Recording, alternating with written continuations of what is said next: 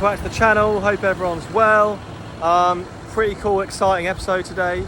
We are going to show you clips of, well, the King was in Jersey yesterday. So King Charles and Queen Camilla, very exciting. They're over here. Came over yesterday morning. Unfortunately, the weather was dire. Not like today where the sun is out. But yeah, pretty incredible. 7 island farms, where one of them have gifted 7 heifers, so yearling heifers, pedigree Jersey heifers, to the King's herd in the Highgrove estate in Gloucestershire. So really, really cool. It was supposed to be a couple of years ago. We were gifting them to the Queen for her Jubilee, but unfortunately she then sadly passed away. So then, since then, we've wanted to carry on and keep that gift there. So we're going to gift these 7 heifers are now going to King Charles's estate in Highgrove. So very, very cool that he came over yesterday. It wasn't just to see the heifers he was getting, but also to celebrate him becoming king. I think he likes to go around and visit all of the crown dependencies. So he was over here doing a few other things, but he did get to walk around an area down on the Weybridge. That's the centre of St Helier in town. Really, really cool. John Garton from Genuine Jersey created this idea called Jersey Expo. It was amazing. I've been down and I've got some footage of it all. Really, really cool. They created lots of different areas. There was Jersey Royals. Everything's celebrating the best of Jersey. So like Jersey's agricultural industry and also the aquaculture. So all the fishing industry was there as well.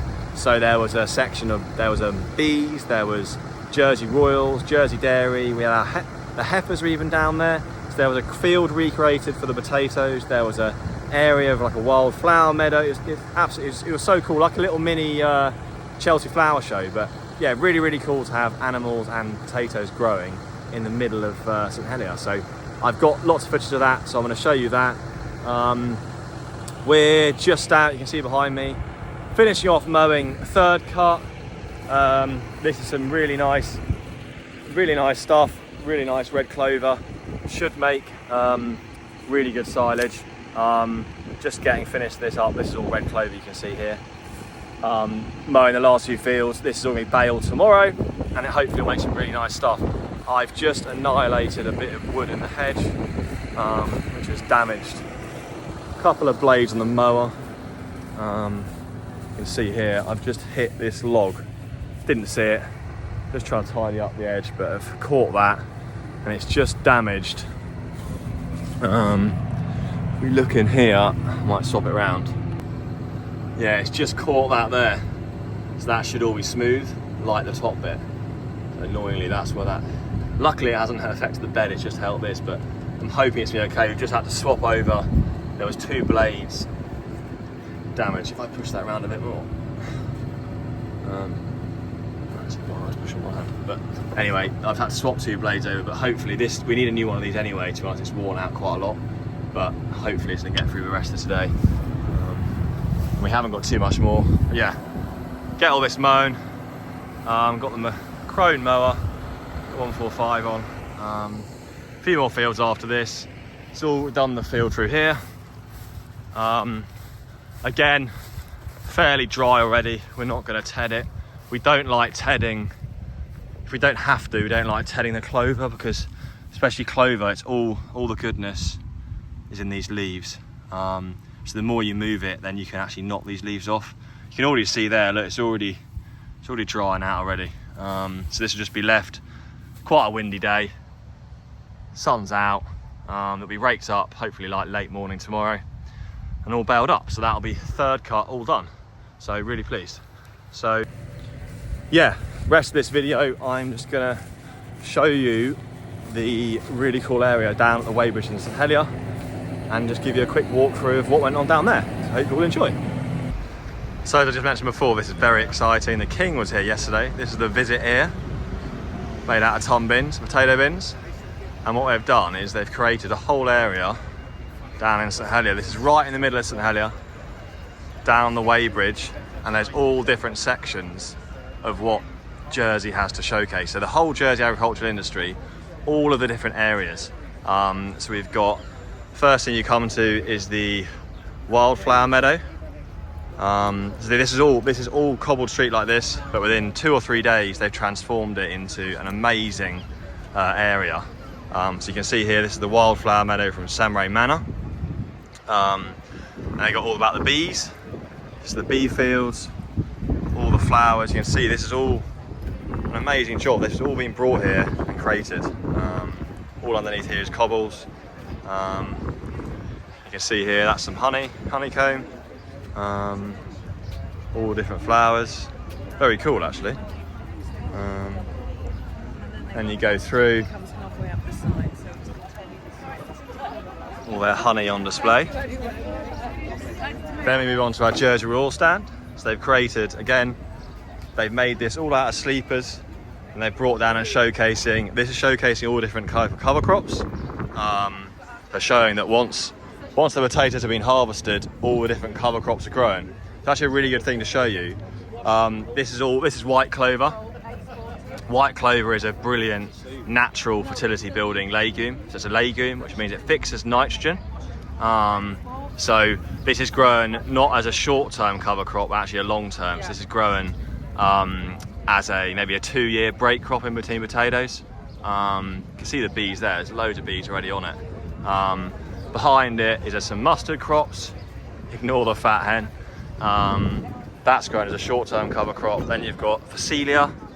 This is Phacelia, the purple one. Brilliant purple flowering plant, great for pollinators. And behind that is that's our radishes, I think. But this is just a section of cover crops which are growing to improve soil organic matter, soil fertility, and also soil texture. This here is their quad bike. Very cool, GPS guided. So they now do all satellite system with their soil sampling. They drive along, the little screen will be on here, and then it goes along. I'll go on the other side. And it's got a plunger. See the plunger there? This is the plunger.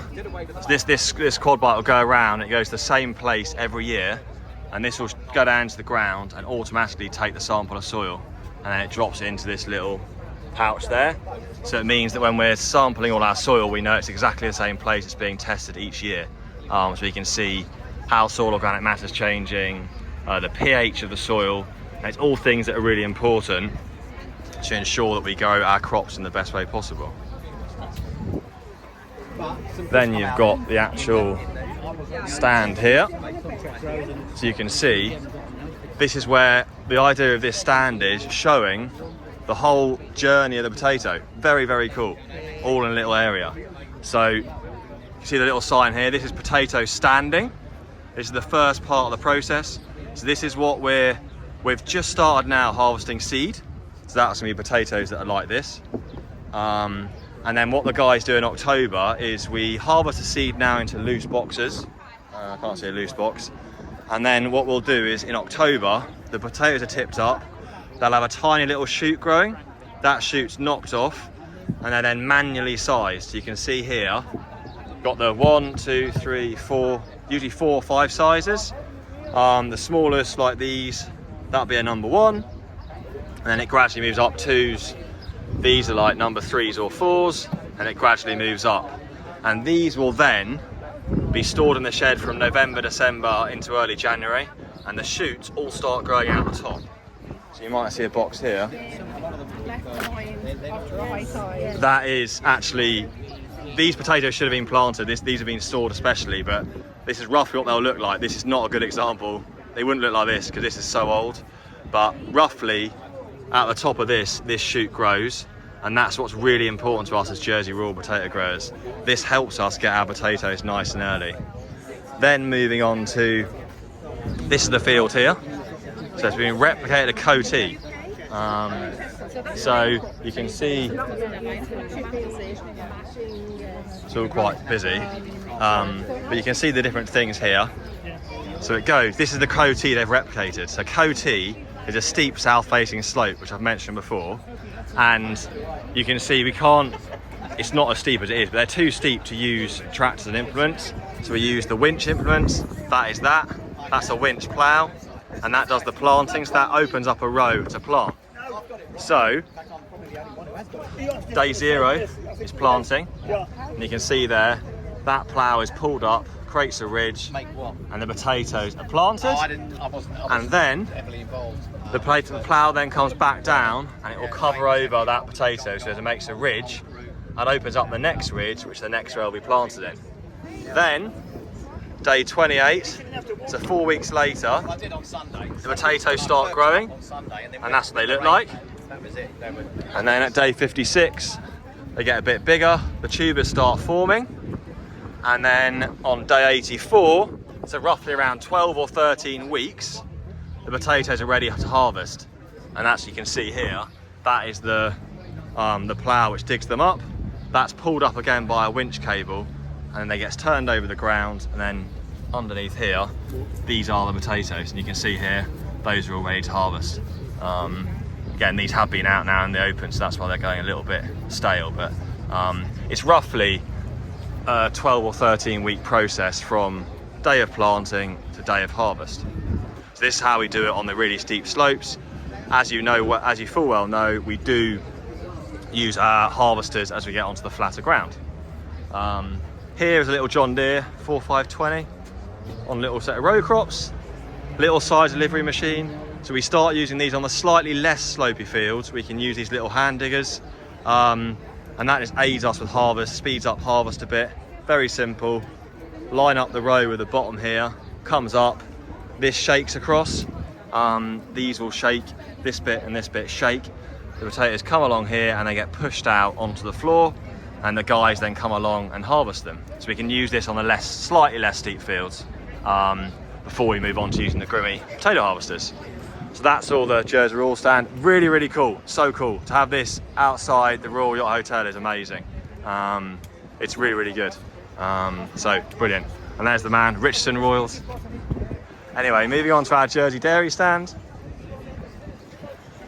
You can see here, giving out all their nice ice cream. Lots of very cool little boards. Just highlighting the main things about our dairy. So you've got animal cow and welfare. Actually a picture of me and Dad there. Then you've got the supporting local stand. The guy serving out some brilliant ice cream, which is very nice.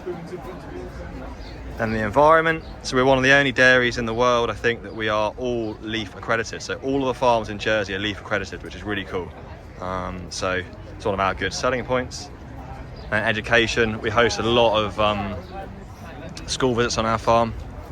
So we really enjoy getting school children onto farm and really encourage it. So a lot of our farms now get school children on. And you can see there 1,000 school children visit our farms during the year of 2022 to 2023.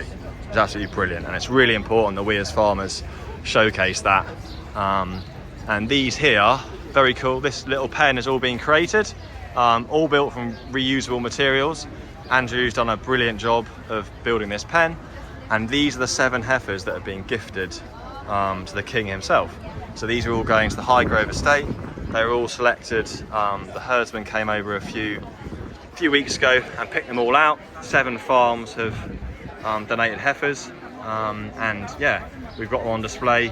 He saw them yesterday, so he came along and was gifted a book explaining all the pedigrees of the heifers, and then yeah, these will be going over in another month or so's time.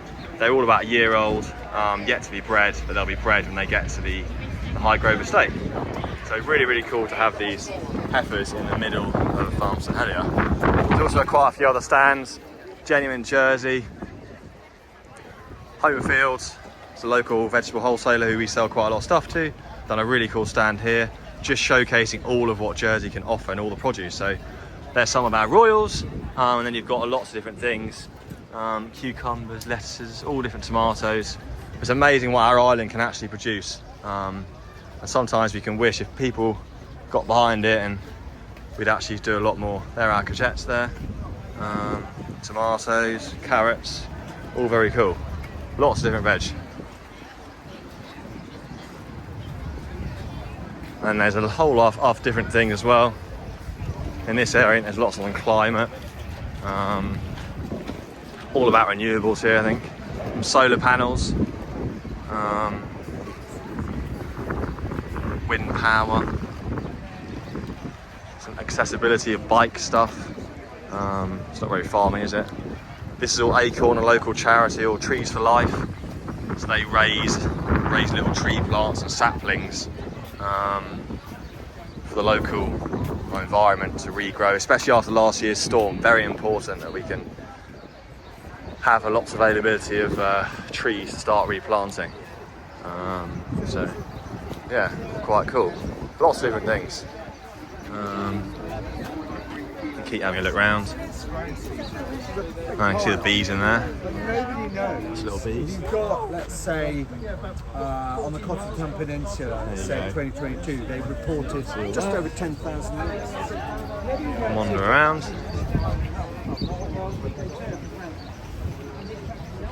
As we go around, there's some more flowery stuff. Go around and see. So we've seen all the farming related things. You can go and see the fishing. A couple of fish tanks here. This is just promoting the local fishing industry. So I think the swimming pool here, the water's a bit hard to see, but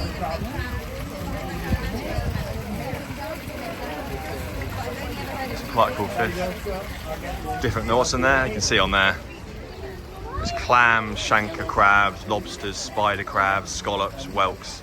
So we're really fortunate we've got a great fishing industry in Jersey. So just trying to highlight all that as well. So fishing boats, there's the lobster pots. That's what the lobsters are caught in. And then this chap was the Jersey sea salt. You can't actually see inside it, but another local guy who creates salt. And then getting to the end now. This lady here does pottery. She goes and forages, actually gets clay from down at the seabed, down on the east of the island at the rock, goes down and harvested some clay, and then she makes pots out of them. Final part, these are all the oysters. These are oyster beds. In here, actually it tells you here that they've got a life of an oyster as well. These are at 6 months old, so these look quite small. Oh, they're tiny actually. You ever wondered where oysters come from? That's how they grow. They grow in these bags. They stay on these tables, and you can see there on the pictures. They go out to sea. So that's about a mile out to sea down on the east of the island. Right, you can see Gorey Castle there in the background. And those are actually the cotils where we grow all our potatoes. So just across in the bay, the same Grooville Bay, is where most of these oysters are grown. They start off tiny. How old are they? 6 months there. And they'll gradually get bigger. What's that? 12 months. They're starting to get a bit bigger, and then I think they're, looks like at 2 years old, 24 months, they're then this size. So that's where the oyster comes from. So you can see they start off pretty small, and by the time they're 2 years old, they're ready to eat. And because of how massive, we've got one of the largest tidal ranges in the world, that's what makes, I'm not an expert on fish farming, but that's what makes the island so good for rearing oysters, due to the really high tidal movement. So yeah, so really good. There's been a brilliant, amazing display. So it's so cool to have this in the middle of St Helier. It's just amazing, and to promote the agricultural industry. It's been an amazing thing, and to have the king here yesterday was a super cool thing, and to be donating a heifer to him, we've been very lucky. So yeah, brilliant day, and really pleased it all went well. Just such a shame that the sun is out today, which is brilliant, but it wasn't out yesterday. Very rainy. So I hope you all enjoyed that. Just the walkthrough of basically all that amazing agricultural, and also the fishing area, which was created for the King and the Queen's visit we had on Monday. It was, again, I mentioned at the start of the video, but it really was amazing. And it was also open to the public on Tuesday as well, so yesterday. And just people were really, it was just really nice having people coming down, having a chat, learning about how Jersey Royals are growing, and also seeing the heifers, seeing what Jersey Dairy does, seeing what we do as farmers. I think there was comments, especially on the Jersey Royals side, that the way they created their stand there, showing how the potato grows and the time scale. People learnt more in that short 5-10 minute spell where they saw that stand they did about Jersey Royals, and they've lived here their whole life. So Perhaps it also goes to show as well that we as farmers, yeah, we should just get out there more and try and engage and get people seeing farming. Perhaps we need to go down into the cities, into St Helier more, and showcase what we do, because we were, say, quite amazed at how interested people were.